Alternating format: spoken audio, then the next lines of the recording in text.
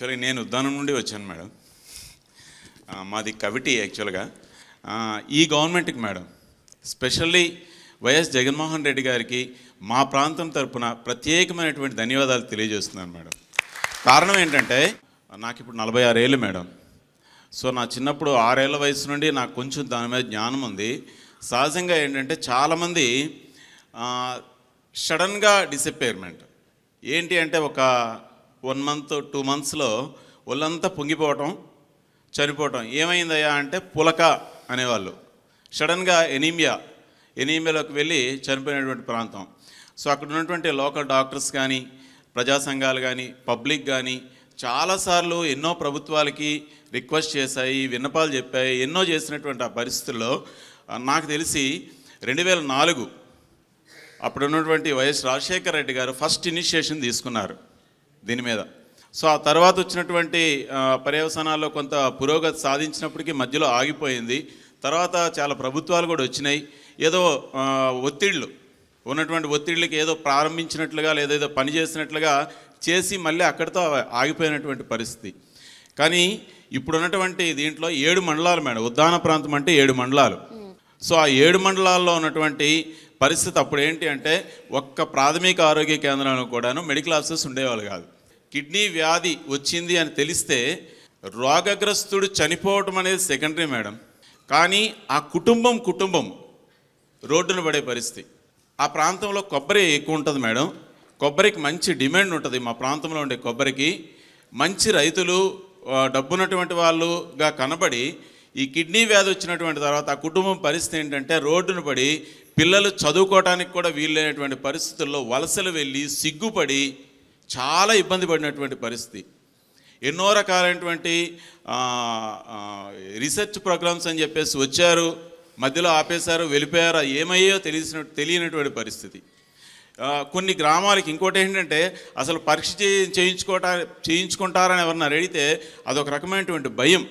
అమ్మో నా కిడ్నీ వ్యాధి ఉందని తెలిసిపోతే పిల్లనెవరేమో, లేదంటే మమ్మల్ని ఊరి నుండి వెలేస్తారేమో, అలా అటువంటి భయంకరమైనటువంటి పరిస్థితిలో ఉన్నటువంటి పరిస్థితుల నుండి ఈరోజు ప్రతి పిహెచ్సిలో 2 మెడికల్ ఆఫీసర్లు ఉన్నారు మేడం. ప్రతి సిహెచ్సిలో 6 సిహెచ్సిలో కూడా 4 జనరల్ మెడిసిన్ డాక్టర్స్ ఉన్నారు మేడం. ఇప్పుడు సహజంగా మీ ఈ స్టేట్లో కానీ ఎక్కడైనా జ్వరం వస్తే ఏం చేస్తారంటే మలేరియా, టైఫాయిడ్, డెంగ్యూ ఇట్లాంటి పరీక్షలు చేస్తారు.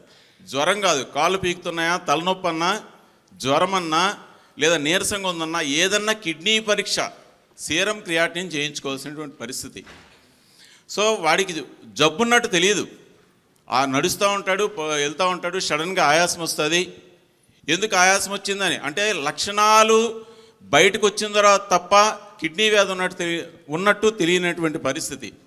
ఈరోజు ప్రతి కమ్యూనిటీ హెల్త్ సెంటర్లో కూడా ఫుల్లీ ఆటోమేటిక్ బయోకెమిస్ట్రీ ఎనలైజర్స్ ఇచ్చారు, సెల్ కౌంటర్స్ ఇచ్చారు, యూరిన్ ఎనలైజర్స్ ఇచ్చారు.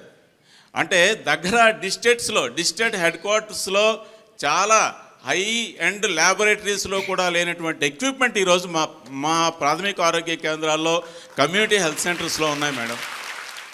ఒక సామాన్యుడు, మధ్యతరగతి వ్యక్తి కాదు మేడం, ఒక 10 ఎకరాల ఆస్తున్నటువంటి వ్యక్తి కూడాను ఒక వ్యక్తి గురించి 10-20 వేలు ఖర్చు పెట్టాలంటే ఎలాంటి భారము. కానీ ఈరోజు మా ప్రాథమిక ఆరోగ్య కేంద్రాల్లో మందులన్నీ దొరుకుతున్నాయి మేడం.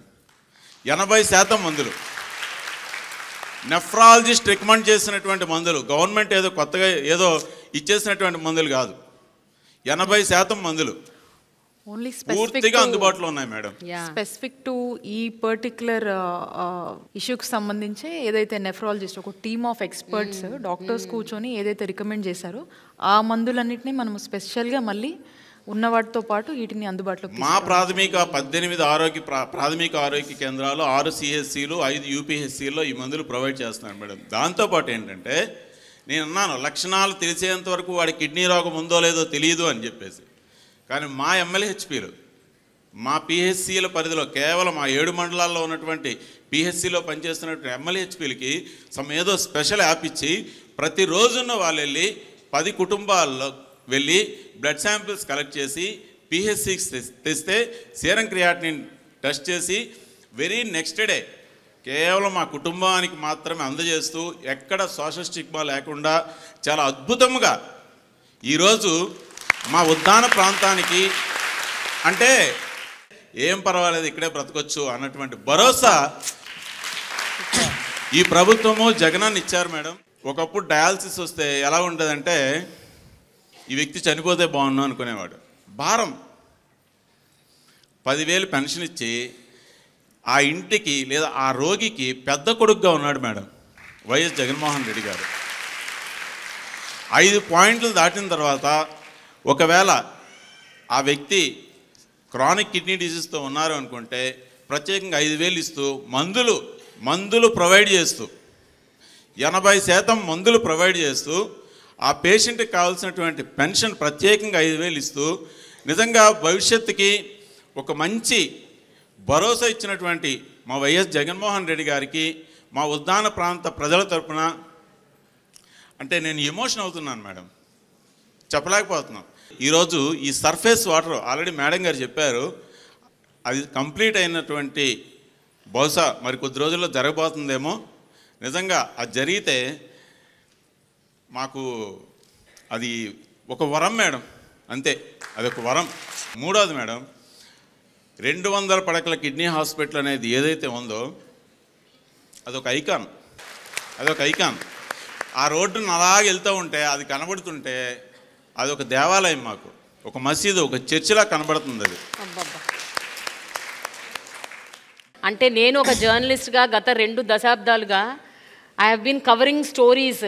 ఒక దాదాపు 10-15 సార్లు వచ్చుంటాను నేను ఉద్దానంకి. వచ్చినప్పుడల్లా కన్నీటి గాథలు, వచ్చినప్పుడల్లా ప్రతి ఇంట్లో ఒక కిడ్నీ పేషెంట్.